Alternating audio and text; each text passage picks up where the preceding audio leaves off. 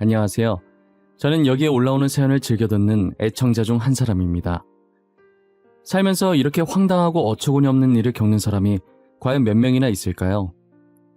제가 이 나이 되도록 살면서 어이없는 일을 한 번도 안 겪어본 건 아니었지만 이렇게 되도 않는 황당한 사건은 처음 겪게 되어 아직도 어안이 벙벙합니다.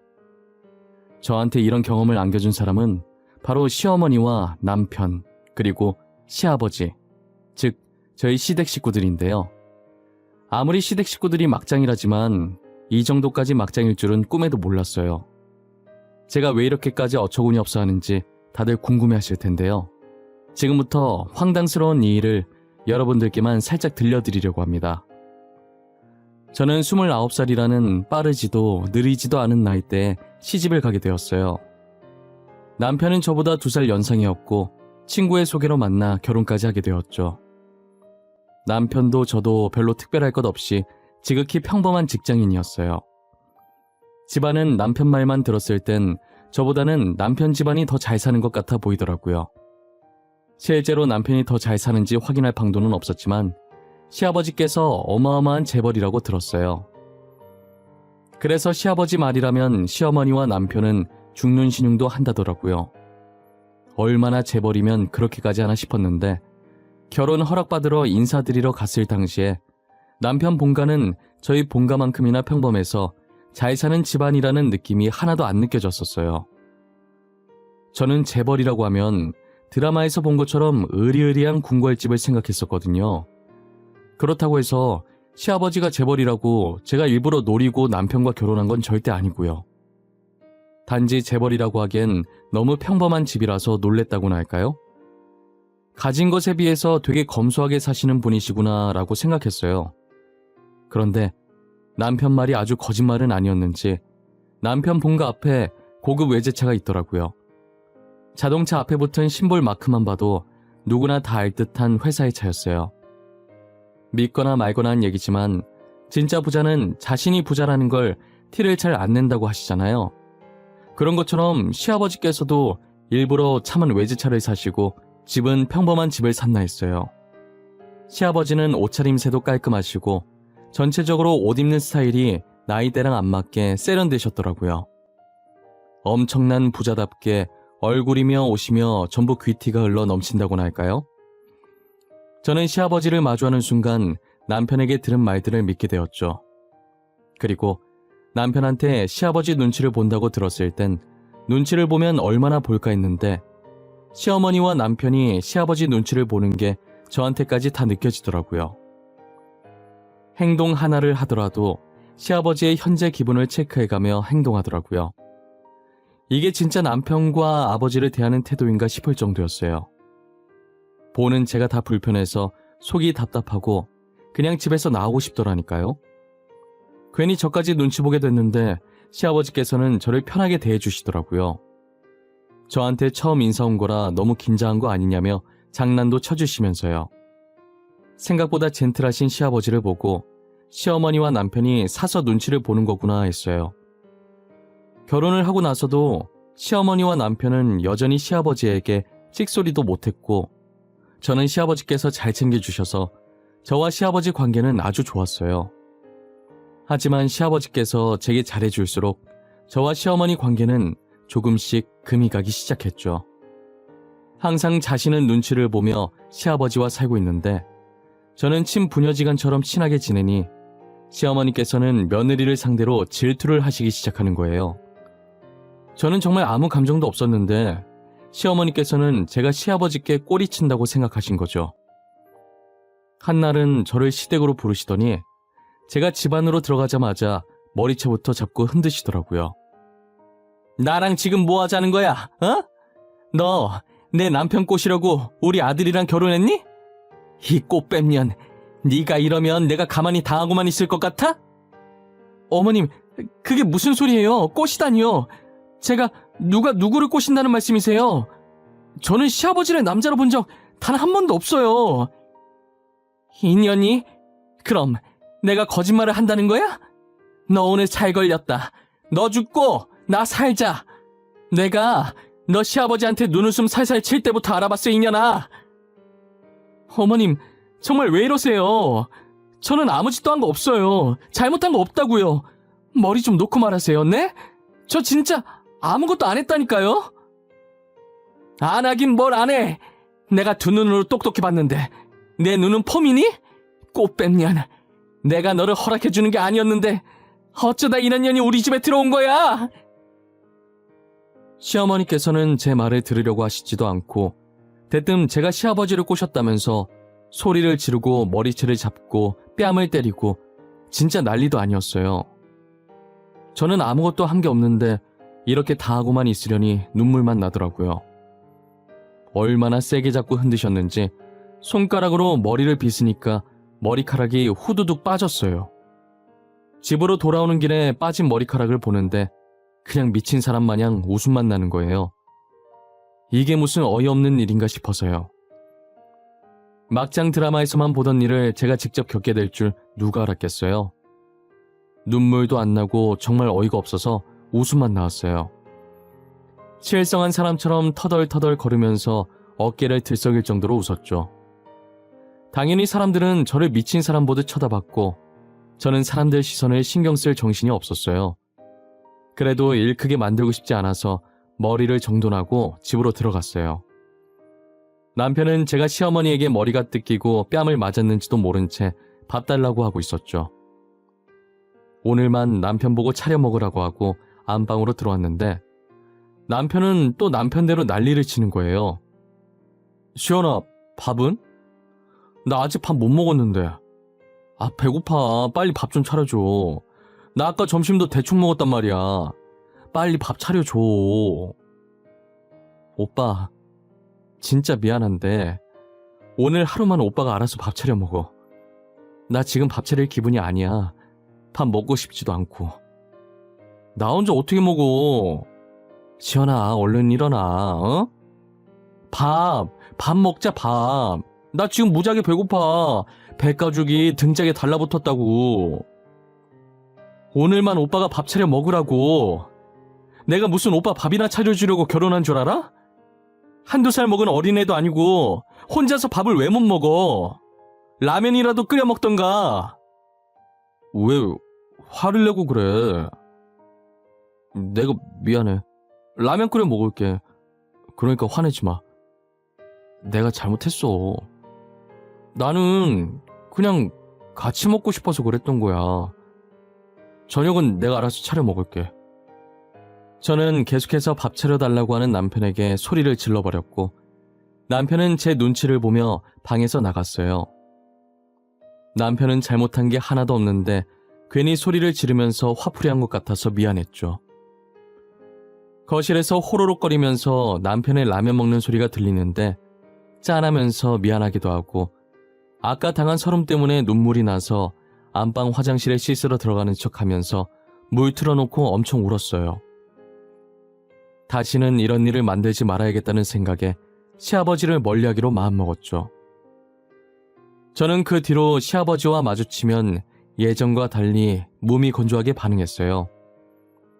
시아버지는 그냥 제가 기분이 안 좋은 줄로만 알고 제 기분을 풀어주려고 저를 계속 따라다니시는 거예요. 그러면 그럴수록 저는 더 차갑고 쌀쌀맞게 시아버지를 대했어요. 하지만 시어머니께서는 새로운 방법으로 시아버지를 꼬시는 거냐며 저를 더 몰아세우셨죠.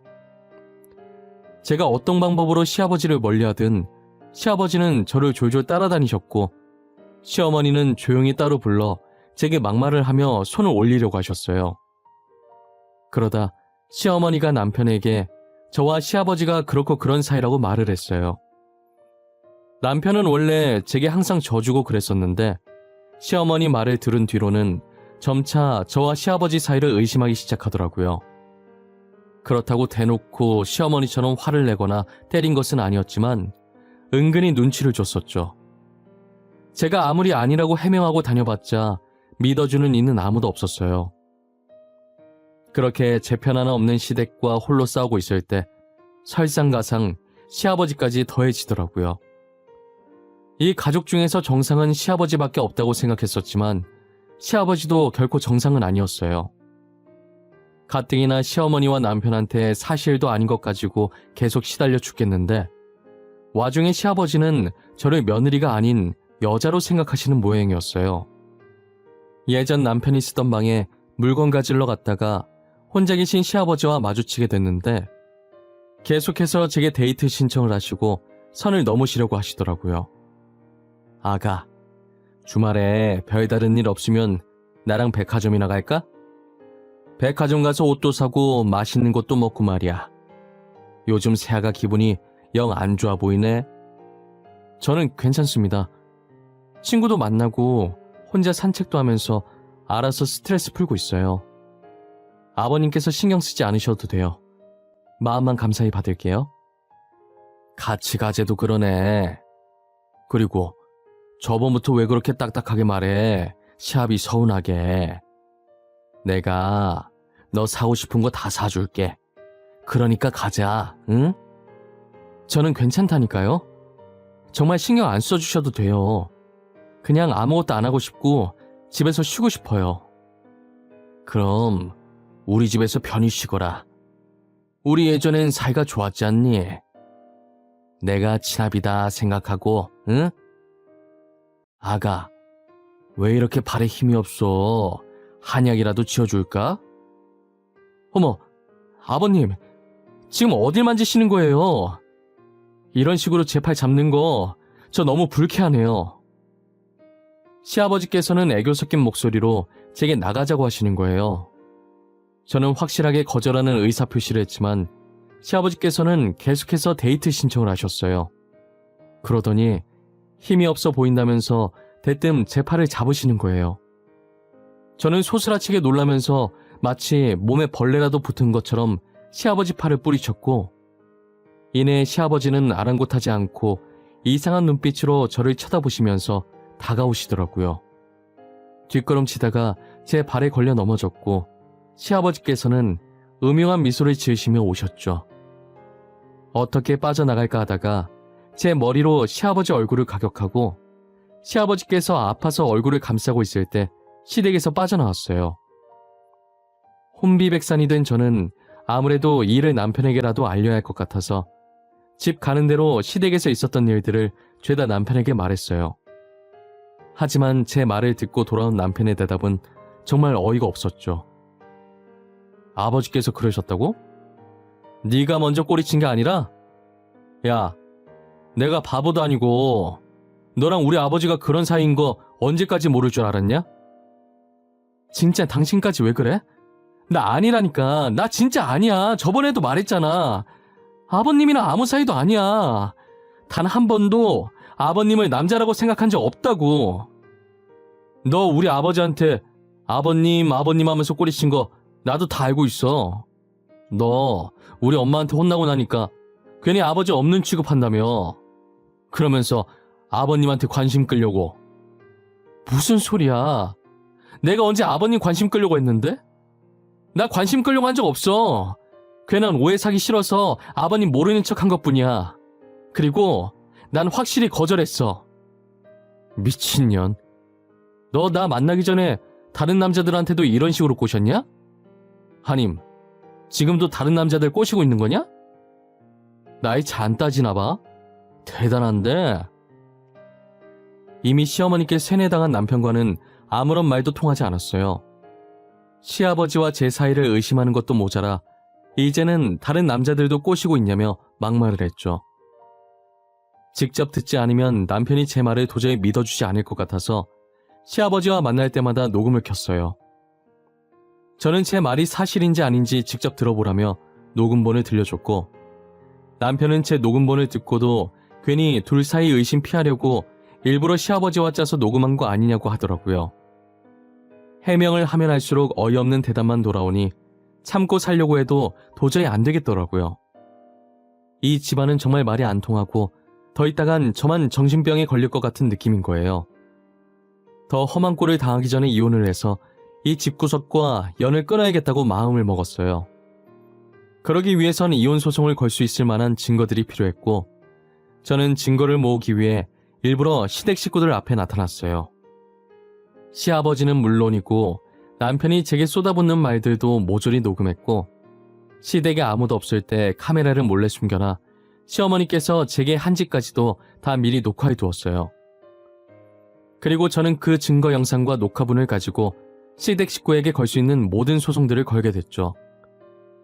제 증거로 시댁 식구들의 죄가 인정되어 세 사람에게 많은 위자료를 받게 되었어요. 다시는 시댁 식구들과 얼굴을 마주하고 싶지 않아 다른 동네로 이사를 갔어요. 아무리 시댁이 싫어도 차마 가족들과 친구들이 있는 고향을 떠나고 싶지 않더라고요. 저는 그들에게 받은 위자료들을 가지고 조그맣게 옷사업을 하게 됐어요. 당연히 처음부터 잘 되진 않았지만 인플루언서였던 친구가 홍보글을 올려줘서 덕분에 매출이 아예 저조하진 않았었죠. 제가 발품 팔아서 판매한 옷도 있고 전공을 살려서 직접 제작해서 만든 옷도 있었어요. 발품 팔아서 판매하는 옷보다 직접 제작한 옷이 더 인기가 많아서 나중엔 직접 제작한 옷들만 판매하기 시작했어요. 첫 사업이다 보니까 기대를 하나도 안 했었고 이 정도까지 단기간에 대박 날 줄은 정말 몰랐어요. 이게 다 유명 인플루언서인 친구의 공이 굉장히 컸죠. 시간이 지날수록 혼자서 모든 업무를 쳐내기에 버거워졌고 그래도 끝까지 혼자 해보려다가 결국 직원을 2명 정도를 고용하고 조그만한 오피스텔을 구해 사무실로 만들었어요. 제 인생의 첫 작업실이자 사무실은 이렇게 조촐하게 시작해봤어요. 그러다 제가 홈페이지 공지에 앞으로 수익금 일부를 미혼모에게 기부한다고 했더니 매출이 2배 가까이 상승했고 계속해서 입소문이 나는지 주문량이 폭발하더라고요. 저희 쇼핑몰은 얼마 지나지 않아 회사까지 하나 짓게 되었죠. 이혼을 한 지 불과 2년이라는 짧은 시간이었지만 저는 꽤나 많은 돈을 벌게 되었어요. 과연 시아버지께서 얼마나 많은 재산을 가진 부자셨는지는 모르겠지만 조만간엔 시아버지 버금갈 정도로 부자가 되지 않겠나 싶어요. 저는 첫 번째 결혼을 실패한 이후로 재혼이라는 건 상상도 하지 못했어요. 또 전 시댁 식구들 같은 사람들 만나서 뺨을 맞고 폭언을 들을까봐 감히 엄두도 안 났었죠. 하지만 저희 회사와 협약을 맺은 공장 직원이 제게 끝없이 구애를 하더라고요. 10번 찍어 안 넘어가는 나무 없다는 말이 있듯이 연애한다고 다 결혼하는 것은 아니니 가볍게 만나보자는 마음으로 공장 직원의 고백을 받아들였어요. 저는 애초에 고백 받아주기 전에 모든 것을 오픈하고 남자친구를 만났어요. 재영씨, 저는 재영씨가 정말 착하고 괜찮은 사람인 거 알고 있어요. 하지만 저는 이혼녀예요. 한번 갔다 온 사람이라고요. 그래도 괜찮아요? 이혼녀인 게 왜요? 요즘 이혼녀가 흠인가요? 시연씨가 잘못해서 이혼한 거 아닐 거 아니에요. 제가 보기엔 시연씨는 절대 이혼당할 행동 같은 거 할 사람이 아닌데. 네, 재영씨 말이 맞아요. 저는 정말 떳떳해요. 저는 진짜 잘못한 게 하나도 없어요. 전 시어머니와 전 남편이 억지로 저를 시아버지와 나쁜 관계라고 하면서 때리고 욕했었어요. 그래서 이혼했죠. 그동안 많이 힘드셨겠어요. 그런 건 드라마에나 있는 줄 알았는데 실제로 그런 사람들이 존재한다는 게 너무 소름 끼치네요. 저를 밀어내실 만하셨어요. 재영씨가 싫어서 그런 건 절대 아니에요. 재영씨는 정말 좋은 사람이에요. 저 같은 여자랑 만나기 아까울 정도로요. 시연씨 같은 사람이 어때서 그래요? 시연씨도 충분히 사랑받을 만해요. 제가 아픈 상처들 다 아물게 해드릴게요. 흉터도 없이 깨끗하게 만들어 드릴게요.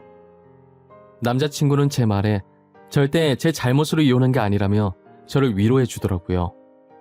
오히려 제 아픈 상처들까지 보듬어주는 착한 남자였죠.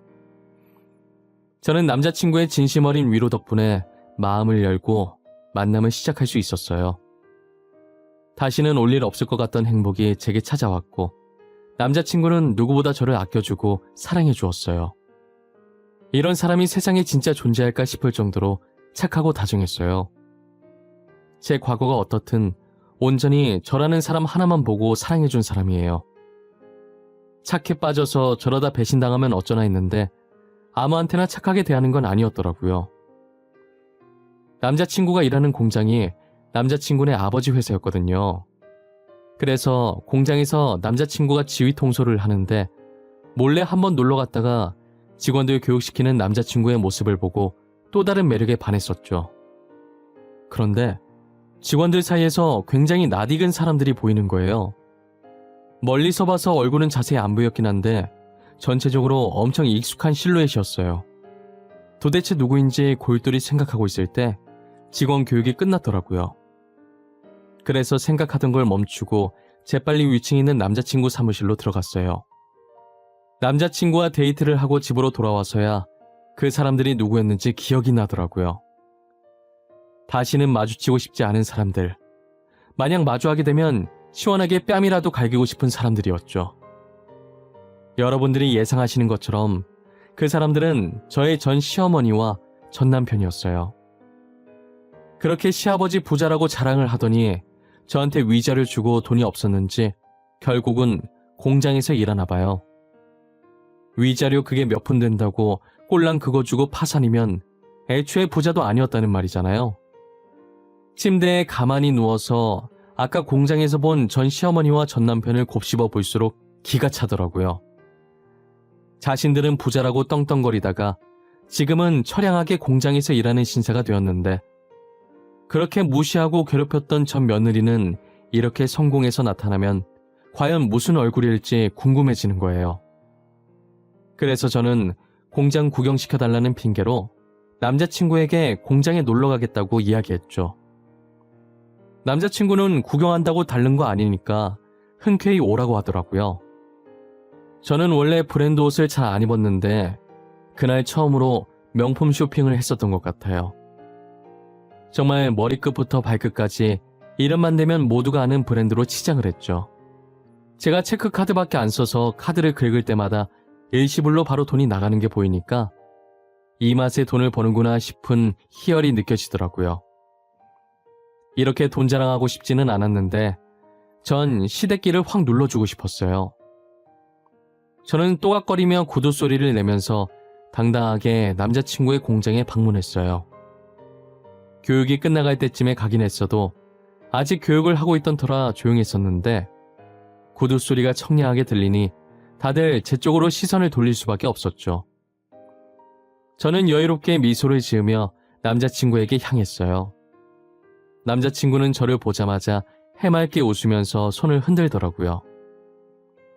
그리고 직원들 무리 사이에서 딱 두 사람이 눈에 띄게 표정이 안 좋아졌어요. 저와 눈이 마주치자마자 전 시어머니와 전 남편의 얼굴이 새하얗게 질려 있더라고요. 그러더니 두 사람은 저를 향해 달려드는 게 아니겠어요? 예상치 못한 반응이기도 하고 예전에 당하던 게 떠올라서 또다시 그들에게 당하게 될까봐 저도 모르게 주춤거렸어요. 하지만 예상과 달리 두 사람은 제 손을 부여잡고 울기 시작하시더라고요. 아가, 이게 몇 년 만이냐? 그동안 뭐하고 지냈어? 얼굴 보니까 잘 지낸 것 같긴 한데 어떻게 여기서 만나? 여보, 처가댁 찾아갔었는데 당신 없다고 하던데 어디로 이사 간 거야? 전화를 해도 없는 번호라고 하고 우리가 얼마나 찾았는 줄 알아? 당신들이 나를 왜 찾아? 나한테 무슨 볼 일이 있다고? 우리 이혼하고 끝난 거 아니었어? 우리가 다시 볼 이유는 없는 것 같은데? 왜 볼 일이 없어? 우리 그동안 반성 많이 했어. 내가 그땐 정말 미안했다. 네가 우리 남편 재산 탐내는 줄 알고. 그치만 우리는 그렇게까지 해서라도 꼭 살아야 했어.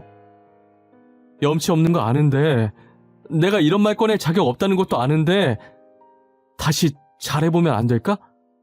우리 그동안 정말 많이 반성하고 너 많이 그리워했어. 말 같지도 않은 소리 하지 마.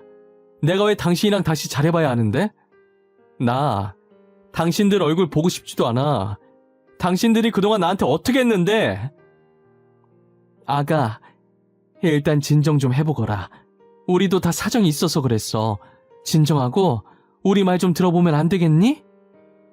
전 시어머니의 말인즉슨 제가 알고 있던 전 시아버지께서는 전 남편의 친아버지가 아니었어요.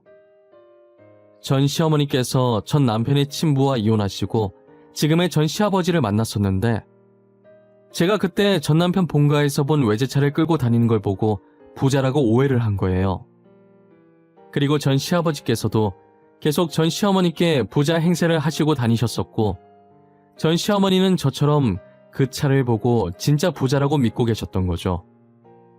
전 시어머니와 전 남편은 전 시아버지의 재산을 노리고 있었고, 전 시아버지께서는 저를 입부하자 불륜이 아닌 것을 알면서도 불륜으로 몰고 갔던 거예요.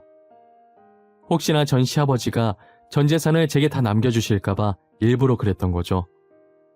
그래서 제가 이혼 소송을 했을 당시에도 오히려 이혼해서 다행이라고 생각했다더라고요. 저한테 위자료를 주고 나서 전 시아버지가 가진 게 없는 빈털털이라는 걸 알게 되었죠. 그동안 부자 행세를 할 수 있었던 게 전 시아버지의 전처가 병으로 사망하면서 전 시아버지 앞으로 남긴 사망보험금이 꽤나 있었나 보더라고요. 그 돈으로 놀고 먹고 부자인 척하면서 여자나 꼬시고 다니고 있었던 거죠. 저한테 위자료 주고 나니까 남는 돈이 없었고 결국엔 전 시어머니는 전 시아버지와 이혼을 했다더라고요. 전 시어머니와 전 남편은 제가 도저히 자신들을 받아줄 것 같지 않자 직원들이 보든 말든 무릎을 꿇고 제 바지가랑이를 잡고 빌기 시작하는 거예요.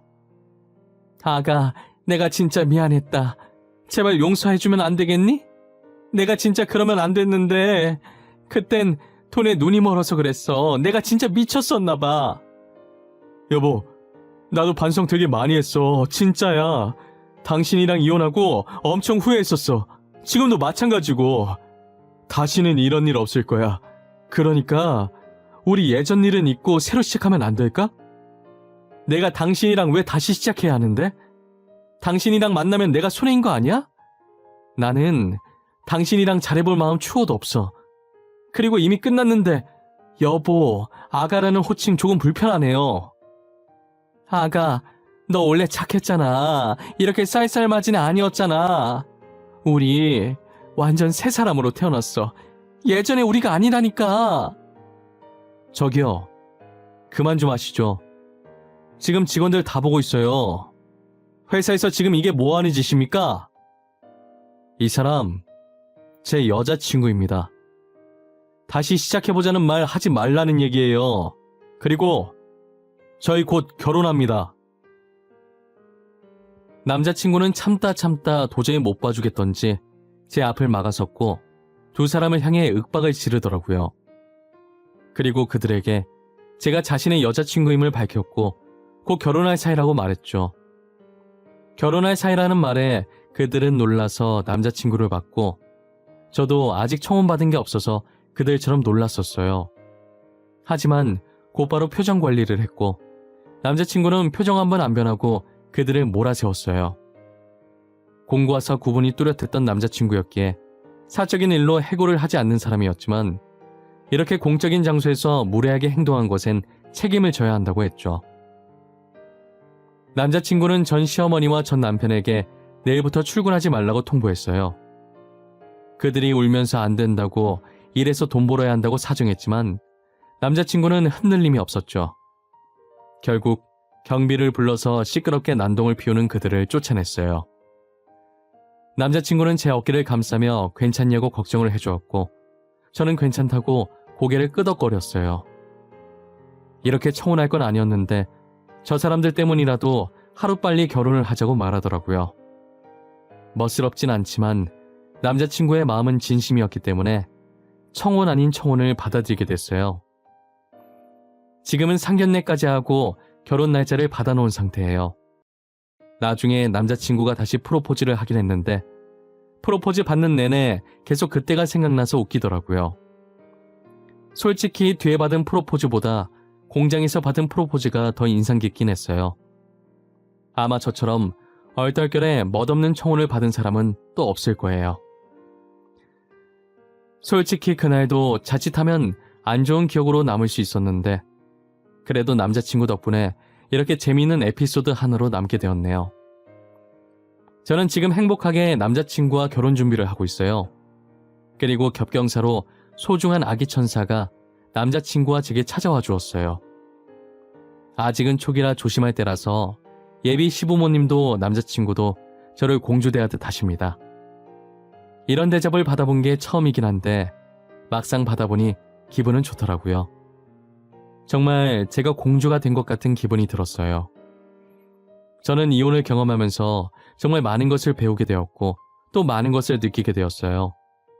행복은 쉽게 찾아오는 게 아니라더니 온갖 고난을 다 겪고 결국은 이렇게 행복해졌네요.